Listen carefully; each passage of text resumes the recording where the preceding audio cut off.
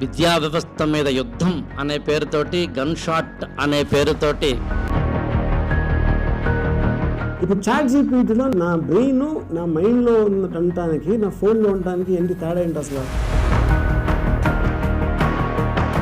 If I use AI device with the same question, 5 seconds ఇస్తాను.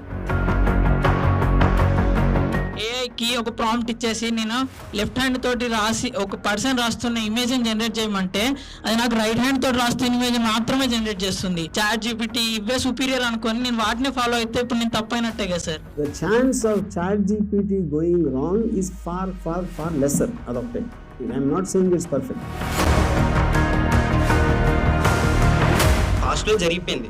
So present అంతా మొబైల్కి addict అయిపోయి ఉన్నాయి. ఆర్టిఫిషియల్ ఫీలింగ్స్ కి అడిక్ట్ అయిపోయిన వీళ్ళు బుక్ చదవాలి అని ఎలా వీళ్ళు చెప్తున్నారు అనేది నా question. Where he is taking the present thing for granted. So ఇప్పుడు మనం ఏదో ఆర్టిఫిషియల్ వరల్డ్ అనుకుంటున్నామో తనకు ఆల్రెడీ న్యాచురల్ వరల్డ్ అయిపోయింది.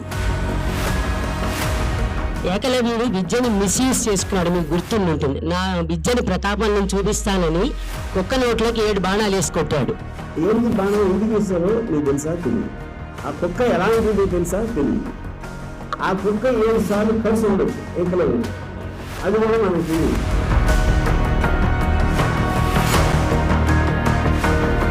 జీపీటీతో చేసిన స్టోరీ సక్సెస్ఫుల్ అయినా కానీ మీకు ఒక ఇన్నర్మోస్ట్ సాటిస్ఫాక్షన్ ఉండదు, ఎందుకంటే అది మీ కథ కాదు. సో నేను మళ్ళీ రీఇన్వెంట్ చేయాలంటే జంతువులు చేస్తాయి.